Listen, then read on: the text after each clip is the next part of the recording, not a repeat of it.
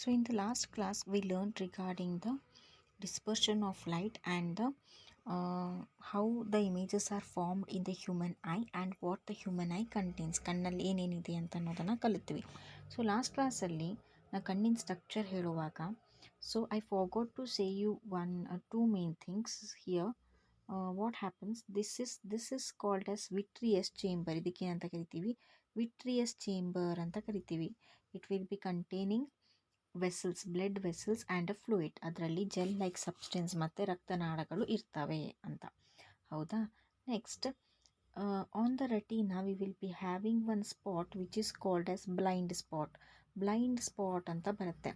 So ಆ spot, that spot of a retina is so much that it cannot sense any kind of a light. ಆ spot ಮೇಲೆ ಯಾವುದೇ ರೀತಿಯಾದಂತಹ ಬೆಳಕು ಅಥವಾ ಬೆಳಕಿನ ಗ್ರಹಿಸುವ ಶಕ್ತಿ ಇರೋದಿಲ್ಲ.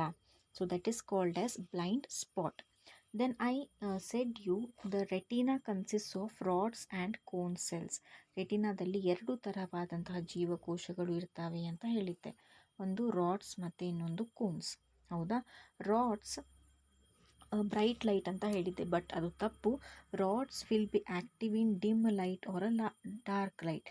ಡಿಮ್ ಲೈಟ್ ಇದ್ದಾಗ ರಾಡ್ ಜೀವಕೋಶಗಳು ಯೂಸ್ ಆಗ್ತವೆ. ಬ್ರೈಟ್ ಲೈಟ್ ಇದ್ದಾಗ ಕೋನ್ಸ್ ಜೀವಕೋಶಗಳು ಉಪಯೋಗ ಆಗ್ತವೆ. ಐ ಸೆಡ್ ಯು ಉಲ್ಟಾ, ನಾ ಉಲ್ಟಾ ಹೇಳಿದ್ದೆ. ಹೌದಾ? I said you reverse. Okay, but the rod cells are involved to see the object in a night vision or a dim light. Then the cone cells will be involved to see the object in the normal vision or a bright light or colored vision.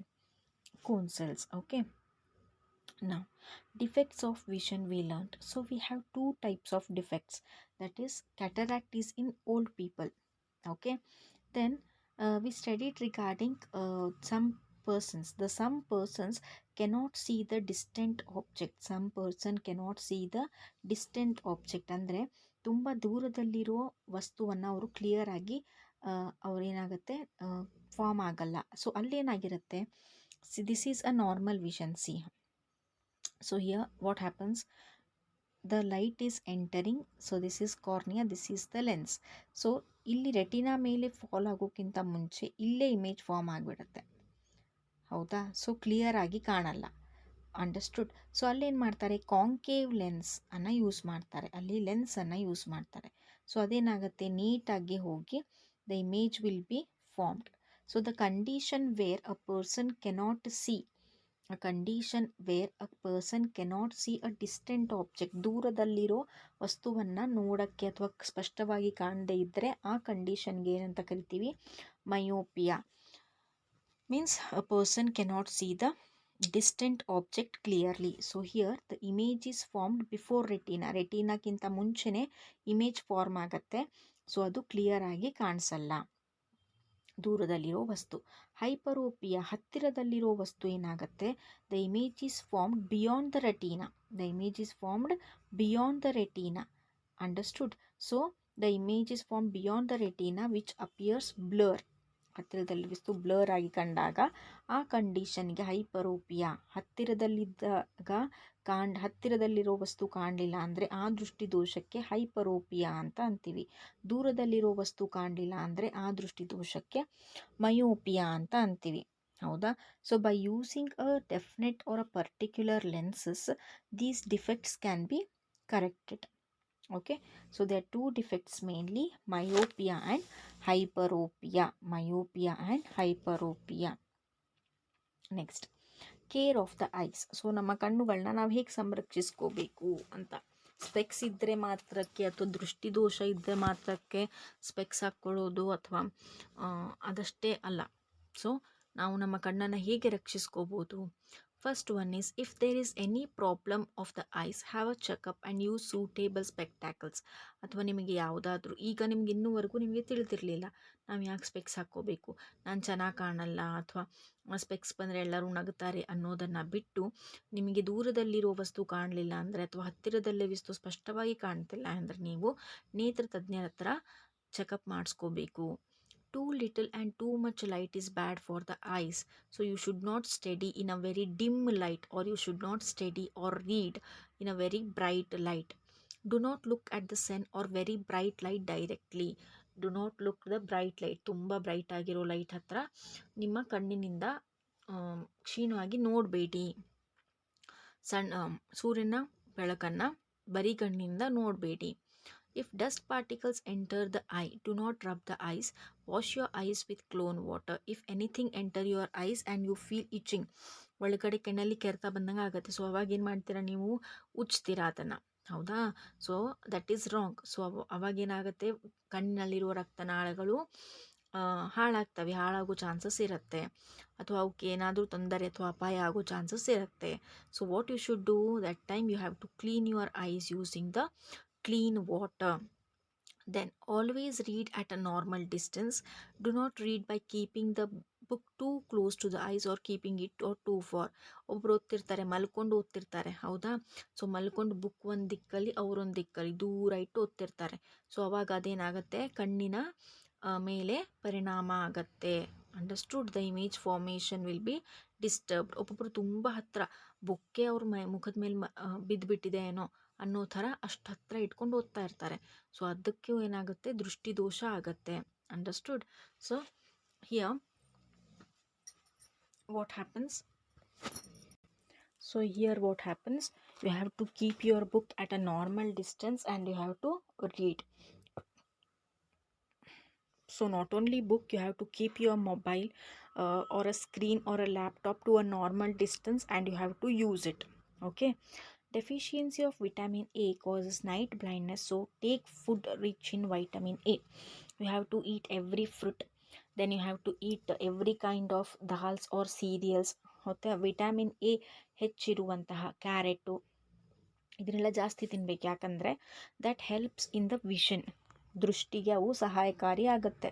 So ಅದನ್ನು ತಿನ್ನಲಿಲ್ಲ ಅಂದರೆ ಏನಾಗುತ್ತೆ, ನಿಮ್ಮಲ್ಲಿ ಆ ವೈಟಮಿನ್ಸ್ಗಳು ಕಡಿಮೆ ಆಗಿ ನಿಮಗೆ night blindness ಅಂದರೆ ಇರುಳುಗಣ್ಣು ಅಂತ ಅಂತಾರೆ. So you can't see the objects clearly or you can't see, you will become blind in the night. ನಿಮಗೇನಾಗುತ್ತೆ, ರಾತ್ರಿ ಏನೂ ಕಾಣದೇ ಇರೋ ಹಾಗೆ ಆಗುತ್ತೆ. That is called as night blindness. So vitamin A deficiency vitamin A ಅನ್ನು ಕಡಿಮೆ ಮಾಡ್ಕೋಬಾರ್ದು. This is regarding the care of the eyes. If there is any problem of the eyes, have a checkup and use suitable spectacles if advised. Too little and too much light is bad for the eyes. Okay. Do not look at the sun or very bright light directly. Do not look at the sun or very bright light directly. If dust particles enter the eye, do not rub the eyes. So you have to use the clean water to clean the eyes.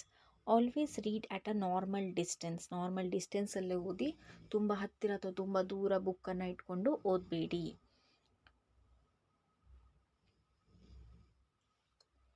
Heat healthy diet so that you should not get a deficiency. Vitamin A ನಿಮ್ಮಲ್ಲಿ ಕಡಿಮೆ ಆಗಬಾರ್ದು, ಆ ರೀತಿ ಆಹಾರವನ್ನು ರೂಢಿಸ್ಕೊಳ್ಳಿ. Which helps in the vision of our eye. Next one is braille system ಅನ್ನು ಕಂಡು ಹಿಡಿದವ್ರು ಯಾರು? ಲೂಯಿಸ್ ಬ್ರೈಲ್ ಅಂತ. ಸೊ ಕುರುಡ್ರನ್ನ ನೋಡಿದರೆ ನಮಗೇನಂತೆ ಅನಿಸುತ್ತೆ, ದುಃಖ ಬರುತ್ತೆ ಅಥವಾ ಪಾಪ ಅನಿಸುತ್ತೆ. ಸೊ ಅವರಲ್ಲಿ ಏನಾಗಿರುತ್ತೆ, ಅವರಲ್ಲಿ they don't have any myopia ಅವ್ರ ಹೈಪರೋಪಿಯಾ. ಅವರಿಗೆ ಸಣ್ಣದಾದಂಥ ದೃಷ್ಟಿ ದೋಷಗಳಿರೋದಿಲ್ಲ, ಅವರಿಗೆ ದೊಡ್ಡದಾದಂಥ ದೃಷ್ಟಿ ದೋಷಗಳು ಇರ್ತವೆ, ಹೌದಾ? ಸೊ ಅವರಿಗೆ ಯಾವುದೋ ಒಂದು ಭಾಗದ ಕಣ್ಣಿನ ಯಾವುದೋ ಒಂದು ಭಾಗ ಅದೇನಾಗಿರುತ್ತೆ, ಉಪಯೋಗವಿರೋದಿಲ್ಲ, ಅಂದರೆ ಅದು ತನ್ನ ಕಾರ್ಯವನ್ನು ಮಾಡ್ತಿರೋದಿಲ್ಲ. ಆದ್ದರಿಂದ ಹುಟ್ಟುಗುರುಡು ಆಗ್ತಾರೆ, ಅಥವಾ ತುಂಬ ಏನಾದಮೇಲೆ ಒಂದು ವಯಸ್ಸಿಗೆ ಬಂದಮೇಲೆ ಕುರುಡ್ರಾಗ್ತಾರೆ. So how they will learn? Understood? So ತುಂಬ ನಿಮಗೆ ಕಂಪ್ಲೀಟ್ ಕುರುಡ್ರಾಗಿದ್ದರೆ ಅವರಿಗೆ ಕಣ್ಣನ್ನ ಬಿಟ್ಟು ಕಿವಿ ಮತ್ತು ಟಚ್ ಸ್ಪರ್ಶ ಜ್ಞಾನ ಹೆಚ್ಚಿರುತ್ತೆ. ಕಂಪ್ಲೀಟ್ ಕುರುಡ್ರಾಗಿದ್ದರೆ ಒಬ್ಬೊಬ್ಬರಿಗೆ ಅರೆ ಕಾಣ್ತಾ ಇರುತ್ತೆ, ಅವರಿಗೆ ಕಣ್ಣು ಸ್ವಲ್ಪ ಚೆನ್ನಾಗಿರುತ್ತೆ, ಅಂದರೆ ತುಂಬ ಚೆನ್ನಾಗಿರಲ್ಲ, ಯಾವುದೇ ಒಂದು 10% ಚೆನ್ನಾಗಿರುತ್ತೆ. ಮತ್ತು ಸೆನ್ಸ್ ಮತ್ತು ದಟ್ ಈಸ್ ಸ್ಪರ್ಶ ಜ್ಞಾನ ಮತ್ತು ಕೇಳುವ ಜ್ಞಾನ ಜಾಸ್ತಿ ಇರುತ್ತೆ. So for that Louis Braille ಅನ್ನೋರು ಬ್ರೈಲ್ ಸಿಸ್ಟಮನ್ನು ಕಂಡುಹಿಡಿದ್ರು. ಸೊ ಬ್ರೈಲ್ ಸಿಸ್ಟಮ್ ಅದು actually he discovered it in 1830 or something. It came into existence. ಅದು ಯಾವಾಗಿಂದ ಉಪಯೋಗ ಬಂತು? 1930 ಆರ್ 32 ಇಂದ ಅದನ್ನು ಯೂಸ್ ಮಾಡೋದಕ್ಕೆ ಸ್ಟಾರ್ಟ್ ಮಾಡಿದರು. So here you can see the braille book. ಹೌದಾ? So Braille system is a system used by visually challenged person. Visually challenged means the blind persons. Okay, to read and write, ಓದೋದಕ್ಕೆ ಅಥವಾ ಬರೆಯೋದಕ್ಕೆ ಅವ್ರಿಗೇನು use ಮಾಡ್ತಾರೆ? Braille ಸಿಸ್ಟಮನ್ನು use ಮಾಡ್ತಾರೆ. So ನಮ್ಮ ಅಲ್ಫಾಬೆಟ್ಟಲ್ಲಿ ಹೇಗೆ ನಮಗೆ ಇಂಗ್ಲೀಷ್ ಅಲ್ಫಾಬೆಟ್ಸಲ್ಲಿ ಹೇಗೆ ನಮಗೆ 26 ಲೆಟರ್ಸ್ ಇದೆನೋ, ಹಾಗೆ ಬ್ರೈಲ್ ಸಿಸ್ಟಮಲ್ಲಿ ದೇ ವಿಲ್ ಬಿ ಹ್ಯಾವಿಂಗ್ 63 ಅಕ್ಷರಗಳಿರ್ತವೆ, which are the dot patterns. ಅವು ಯಾವ ರೀತಿ ಇರ್ತವೆ? ಡಾಟ್ ಪ್ರಕಾರ ಇರ್ತವೆ. Which represents the alphabets, common words or signs. ಅವು 63ರಲ್ಲಿ ಏನೇನಿರ್ತವೆ? ಅಲ್ಫಾಬೆಟ್ ಅಕ್ಷರಗಳು, ಕಾಮನ್ ವರ್ಡ್ಸ್ ಡೈಲಿ ಯೂಸ್ ಮಾಡುವಂತಹ ಪದಗಳು ಮತ್ತು ಚಿಹ್ನೆಗಳು ಇರ್ತವೆ. The dots are arranged in cells of 2 vertical rows of 3 dots each. ಈ ರೀತಿ ಉದ್ದವಾಗಿ ಮೂರು ಬೀಟ್ಸ್ ಅಥವಾ ಮಣಿಗಳ ಹಾಗೆ ಕಾಣ್ತವೆ. ಹೌದಾ? The dots are raised slightly so that the words can be recognised by touching. ಅವೇನಿರ್ತವೆ? ರೈಸ್ಡ್ ಬ್ರೈಟ್ಲಿ ಅಂದರೆ ತುಂಬ ಕೈಗೆ ಹತ್ತೋ ಹಾಗೆ ಉಬ್ಬುಬ್ಬಾಗಿ ಇರ್ತವೆ. So that it can be sensed by a blind person easily. So this system which is used by a blind person is called as Braille system. It is discovered by Louis Braille. Understood?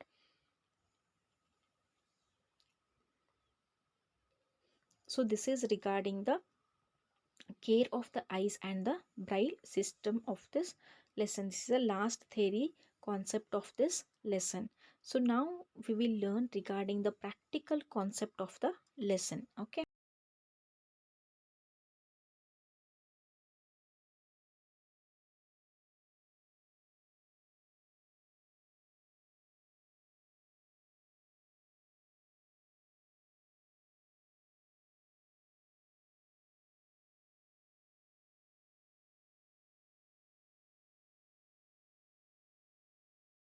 So till now we discussed regarding the Braille system as well as the care of the eyes and what are the eye defects. So ಇಲ್ಲಿವರೆಗೂ ಏನೇನು ಕಲ್ತ್ವಿ ನಾವು? ದೃಷ್ಟಿದೋಷಗಳು ಹೇಗೆ, ಯಾವ ವಿಧಗಳು, myopia, hyperopia ಅಂದರೆ ಏನಂತ ಕಲ್ತ್ವಿ. ಮತ್ತೇನು ಕಲ್ತ್ವಿ? Braille system, ಕುರುಡರು ಯಾವ ಭಾಷೆ ಅಥವಾ ಯಾವ ಲಿಪಿಯಿಂದ ಕಲಿತಾರೆ ಅನ್ನೋದನ್ನು ಕಲಿತ್ವಿ. ಬ್ರೈಲನ್ನು ಕಂಡುಹಿಡಿದವ್ರು ಯಾರು? ಫಸ್ಟ್ ಯೂಸ್ ಲೂಯಿಸ್ ಬ್ರೈಲ್ ಅನ್ನೋರು ಅದನ್ನು ಪರಿಚಯಿಸಿದರು. ಅದು ತುಂಬ ವರ್ಷ ಆದಮೇಲೆ ಅವ್ರು ಪರಿಚಯಿಸಿದ, ಅವರು ಕಂಡುಹಿಡಿದ ತುಂಬ ವರ್ಷ ಆದಮೇಲೆ ಅದೇನು ಬಂತು? ಬೆಳಕಿಗೆ ಬಂತು, ಅಥವಾ ಅದನ್ನು ಯೂಸ್ ಮಾಡೋದಕ್ಕೆ ಕಲಿತರು. Right. So in this video, in this class, that is especially in this chapter, we learned regarding two main concepts, right? So two main concepts, that is reflection and the dispersion, two main processes of the light. So in the lab, how we are going to perform the activity is, that is we have to take a mirror. This whatever you are seeing, this one, the picture is not, means it did not come complete. So this is nothing but a mirror. Okay, and this is a light source. This is a light source from which light is coming or emitted. Emitted means vomiting or incident. Okay, and this is a 1 minute. Okay, so this is a light source. So from this light is emitting, that is this is the incident ray. This is a direction of incident ray.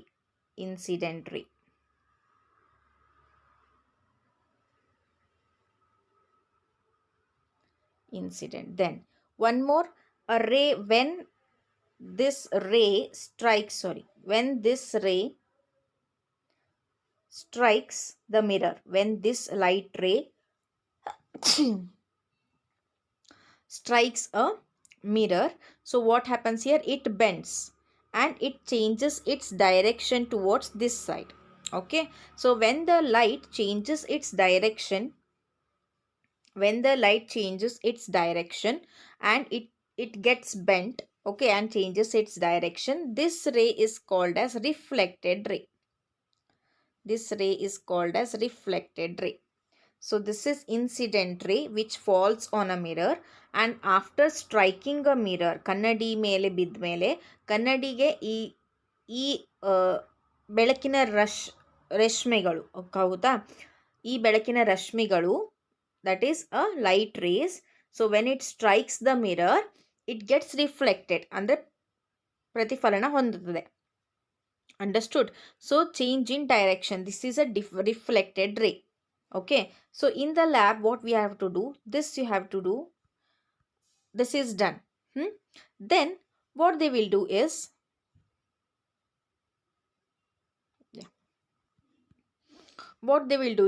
using the pencil, they will mark this point at which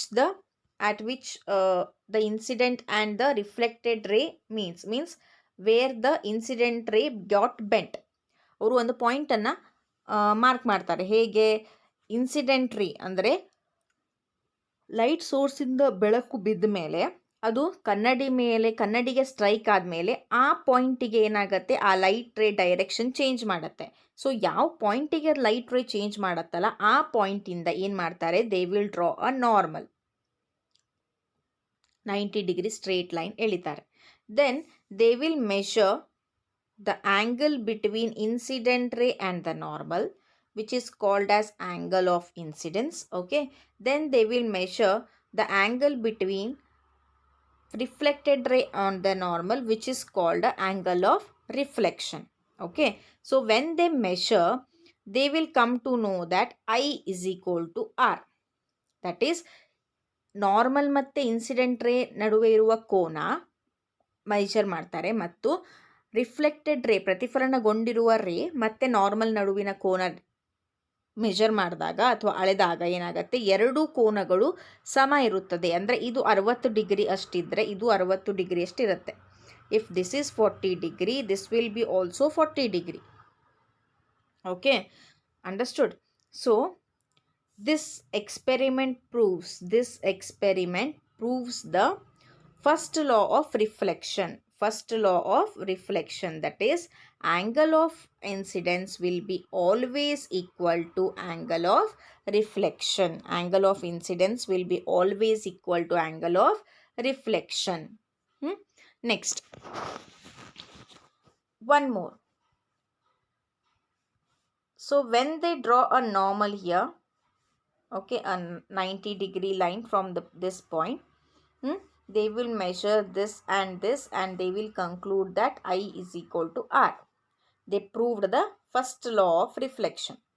Then by seeing this experiment, or by seeing this, complete this, so when you see the incident ray and the normal and the reflected ray, I repeat, incident ray, reflected ray, normal.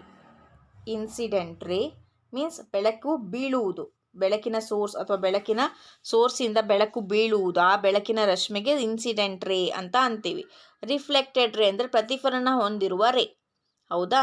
ಮತ್ತು normal, it is a 90 degree imaginary line drawn at the point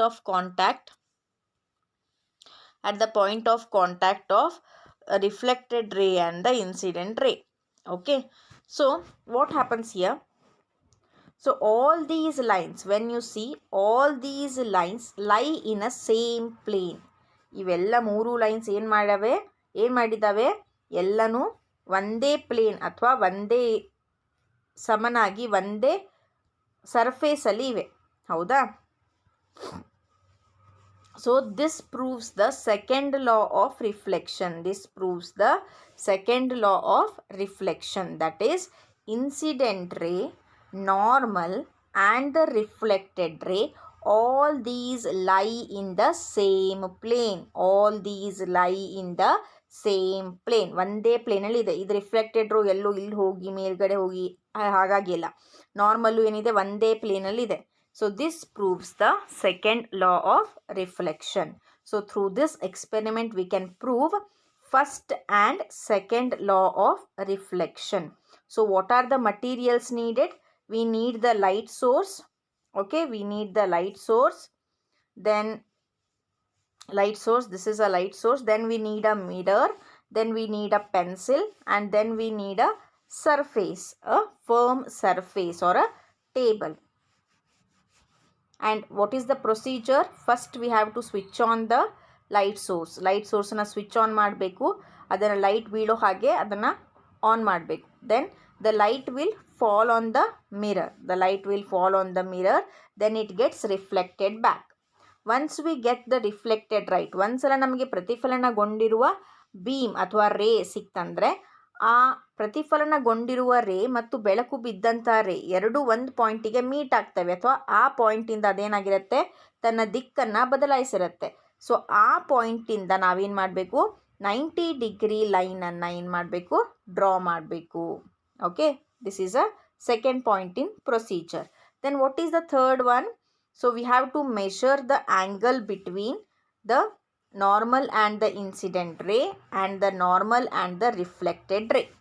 Okay, angle of incidence and angle of reflection.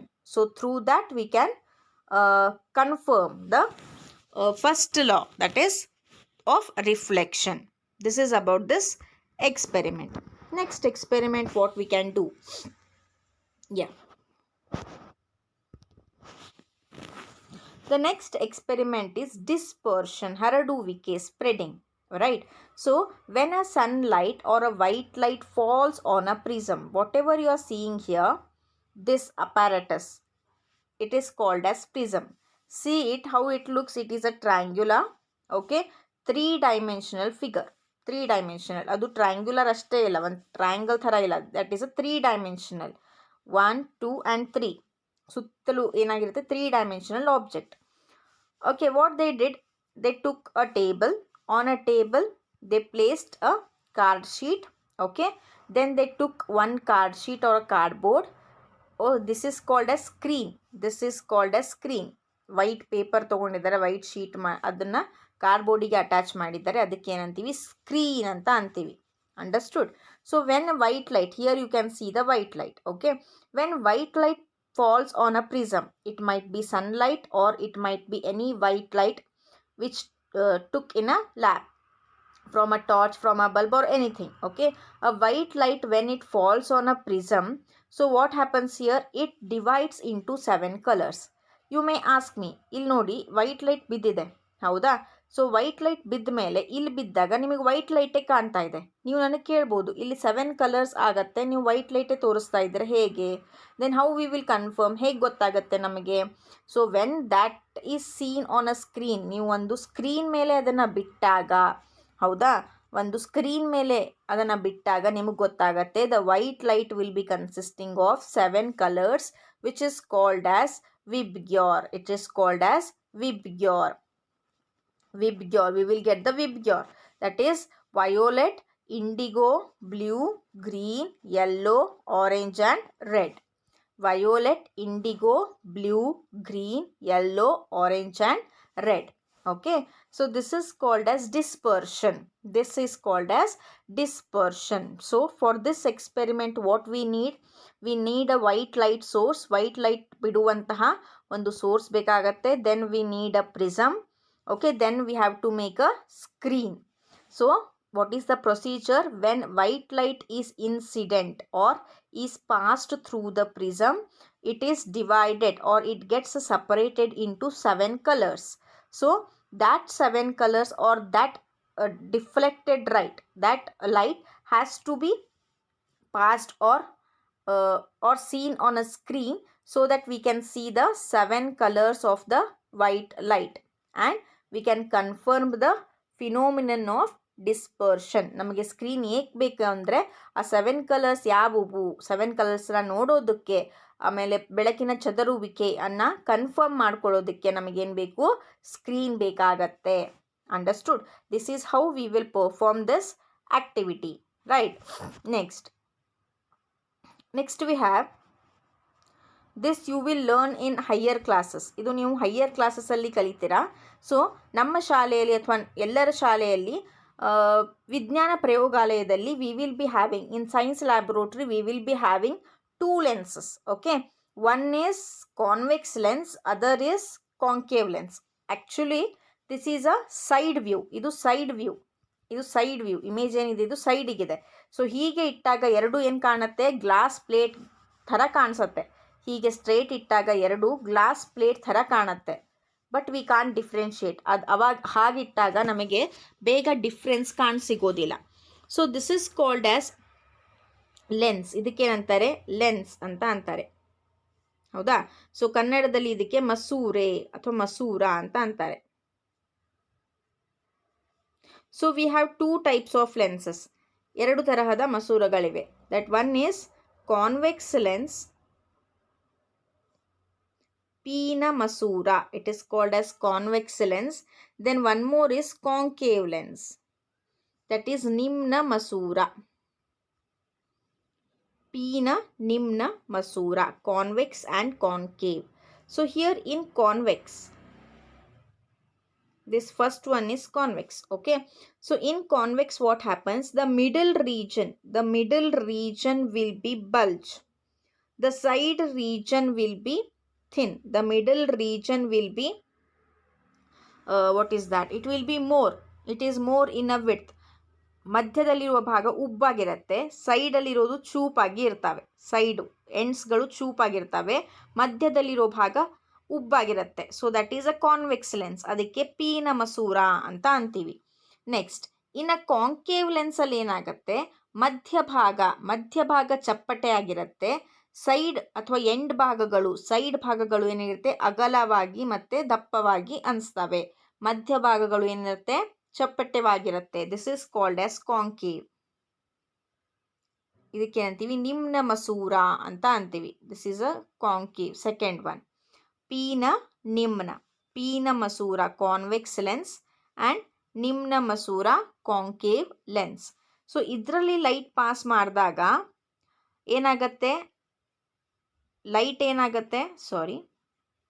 ಇದರಲ್ಲಿ ಯಾವುದೇ ರೀತಿಯಾದಂತಹ parallel race pass ಮಾಡಿದಾಗ ಎಲ್ಲ ರೇಗಳು ಅಂದರೆ ಬೆಳಕಿನ ರಶ್ಮಿಗಳು ಎಲ್ಲ ಹೋಗಿ ಒಂದೇ ಕಡೆ ಒಂದು ಪಾಯಿಂಟಲ್ಲಿ ಮೀಟ್ ಆಗುತ್ತೆ. ಇದರಲ್ಲಿ ಬೆಳಕನ್ನು ಪಾಸ್ ಮಾಡಿದಾಗ ಎಲ್ಲ ಬೆಳಕಿನ ರಶ್ಮಿಗಳು, that is the light rays, go and converge or go and meet at a point convex ಲೆನ್ಸಲ್ಲಿ. When you pass the light rays in a concave lens ಮೇಲೆ ಲೈಟ್ ಬಿಟ್ಟಾಗ ಏನಾಗುತ್ತೆ, ಎಲ್ಲ ಬೆಳಕಿನ ರೇಷ್ಮೆಗಳು, that is light rays, will go and they will disperse, ಅವೇನಾಗ್ತವೆ, ಹರಡುವಿಕೆ ಆಗತ್ತೆ. Understood? They will not meet at a point, they will go away from a point. So ಇಲ್ಲೇನಾಗುತ್ತೆ, ಹೀಗಿರಲ್ಲ, ಅದು ಒಂದು ಪಾಯಿಂಟಿಂದ ಲೈಟನ್ನು ಬಿಟ್ಟಾಗ so the light will get scatter. In concave lens, the light will get scatter. In convex lens, the light will get converge or meet at a point. So this you will learn in next class or in a higher classes. So till now, ಈಗ ನೀವು ಏನು ತಿಳ್ಕೋಬೇಕು ಅಂದರೆ lens ಹೇಗಿರುತ್ತೆ ಅಂತ ತಿಳ್ಕೋಬೇಕು. ಮಸೂರೆ means it is a thing which passes the light. ಅದು ಒಂದು ಮಟೀರಿಯಲ್ ಅಥವಾ ಒಂದು ವಸ್ತು which passes the light. Understood? ಮತ್ತು ಅದೇನು ಮಾಡುತ್ತೆ, ಅದರಲ್ಲಿ ಎರಡು ಟೈಪ್ ಇವೆ, ದಟ್ ಈಸ್ ಕಾನ್ವೆಕ್ಸ್ ಅಂತ ಇದೆ, ಮತ್ತು ಇನ್ನೊಂದೇನಿದೆ ಕಾನ್ವೆಕ್ಸ್ ಮತ್ತು ಕಾಂಕೇವ್. ಲೆನ್ಸ್ ಅಂದರೆ ಮಸೂರ. ಓಕೆ, ದೆನ್ ಪೀನ ಮಸೂರೆ ಮತ್ತು ಮಸೂರ ಮತ್ತು ನಿಮ್ನ ಮಸೂರ. So here you have to understand only the structure, ಹೇಗೆ ಕಾಣಿಸುತ್ತೆ ಅಂತ. ಕಾನ್ವೆಕ್ಸ್ ಲೆನ್ಸ್ ಹೇಗಿರುತ್ತೆ, ಮಧ್ಯಭಾಗದಲ್ಲಿ ಉಬ್ಬಾಗಿರುತ್ತೆ. ಓಕೆ, ಮತ್ತು ಸೈಡ್ ಭಾಗದಲ್ಲಿ ಏನಿರುತ್ತೆ, ಚೂಪಾಗಿ ಅಥವಾ ತೆಳುವಾಗಿರುತ್ತೆ. ಕಾಂಕೇವ್ ಲೆನ್ಸ್ ಏನಿರುತ್ತೆ, ಮಧ್ಯಭಾಗದಲ್ಲಿ ತೆಳುವಾಗಿರುತ್ತೆ, ಸೈಡ್ ಭಾಗದಲ್ಲಿ ಉಬ್ಬಾಗಿರುತ್ತೆ. That is concave lens. So ಇದಿಷ್ಟೇ ನಿಮಗೆ ಗೊತ್ತಿರಬೇಕು ಈ ಕ್ಲಾಸಲ್ಲಿ. Next, okay. So in this chapter we are going to discuss certain important questions. Okay, the first one is very short answer type question. So this is taken from the Lakhmir Singh Science reference book class 8 science. ಬರ್ದವರು ಲಕ್ಷ್ಮೀರ್ ಸಿಂಗ್ ಅಂತ. So ಅವರಿಂದ ಆ ಪುಸ್ತಕದಿಂದ ಬರುವ ಕ್ವಶನ್ಸ್ಗಳಿವು. What is meant by incident ray ಅಂದರೆ ಏನು? That is, incident ray means the ray which falls on an plane mirror or on an object is called as incident ray. What is meant by incident ray? The ray which falls on an object. Reflected ray, the ray which is reflected from an object. Incident ray which falls on an object. Reflected ray reflects from an object. Then how many reflected rays can there be for a given single incident ray falling on a plane mirror? So ಒಂದು ray ಅನ್ನ plane mirror ಮೇಲೆ incident ಮಾಡಿದಾಗ ನಿಮಗೆ ಎಷ್ಟು reflected ray ಸಿಗತ್ತೆ? Only one. Okay, then what do you understand by the term point of incidence? See, if this is a mirror, let us consider this is a mirror. Okay, then a incident ray is fallen there from a light source. This is a incident ray and this is a direction. And the reflected ray, okay,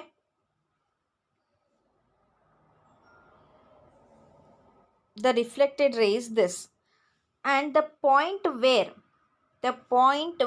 incident ray and the reflected ray, the point where the incident ray, or we can say the point where the incident ray falls on a plane mirror, the point where a incident ray falls on a plane mirror, this point is called as point of incidence. ಈ ಪಾಯಿಂಟಿಗೆ ಏನಂತೀವಿ? Point of incidence ಅಂತ ಅಂತೀವಿ. ಅಂದರೆ ಬರುವ ಬೆಳಕಿನ ರೇಷ್ಮೆ mirror ಮೇಲೆ ಯಾವ ಪಾಯಿಂಟ್ ಮೇಲೆ ಬಿದ್ದಿರತ್ತೋ ಆ ಪಾಯಿಂಟಿಗೆ ಏನಂತ ಕರೀತಾರೆ?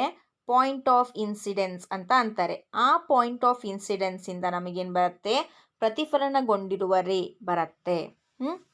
Then what is normal in the reflection of light from a plane mirror? Normal ಅಂದರೆ ಏನು ಅಂತ ಕೇಳಿದ್ದಾರೆ.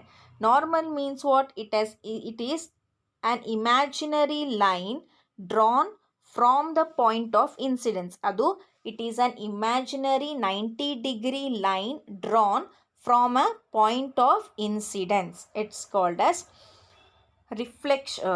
it is called as normal. Then define angle of incidence. This is angle of incidence, I. Okay, it is denoted by letter small I.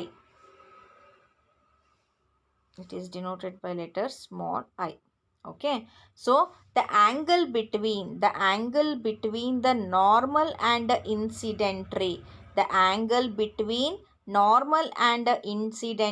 is called as angle of incidence. Then the angle between normal and reflected ray is called as angle of reflection. The angle between normal and the reflected ray is called as angle of reflection. Next, a ray of light is incident on a plane mirror at an angle of 30 degree. What is the angle of a reflection? Means ಇಲ್ಲಿ ಏನು ಕೇಳಿದ್ದಾರೆ? Incident ರೇ ಎಷ್ಟು plane mirror ಮೇಲೆ ಎಷ್ಟು ಆ್ಯಂಗಲನ್ನು ಮಾಡಿದೆ? 30 degree ಆ್ಯಂಗಲನ್ನು ಮಾಡಿದೆ. That is I is equal to 30 degree. Then they asked what is R? So always R will be always equal to 30 degree. Why? Because I is always equal to R. Angle of incidence will be always equal to angle of reflection. This is a first law of reflection. Next, an incident ray makes an angle of 75 degree with the surface of a plane mirror. What will be the angle of reflection? So it will be also 75 degree. That is I is equal to R. Next, a ray of light is incident normally, that is perpendicular on a plane mirror. Where will this ray of light go after reflection from the mirror? a ray of light ಅಂದರೆ ಇಲ್ಲೇನಾಗಿದೆ? ಇದನ್ನು ಯೋಚನೆ ಮಾಡಬೇಕು, ನೀವೇ ಉತ್ತರನ ಕಂಡುಹಿಡಿಬೇಕು. ಇಲ್ಲಿ plane mirror ಇದೆ, okay. So here a incident ray is fallen. here the incident ray is fallen perpendicular ಅಂದರೆ 90 ಡಿಗ್ರಿ ಎಲ್ಲಿ ಏನಾಗಿದೆ ಇನ್ಸಿಡೆಂಟ್ ರೇ ಫಾಲ್ ಆಗಿದೆ ಹೌದಾ. Then point of incidence is what this is a point of incidence. Okay, then they asked where will this ray of light go after reflection from the mirror.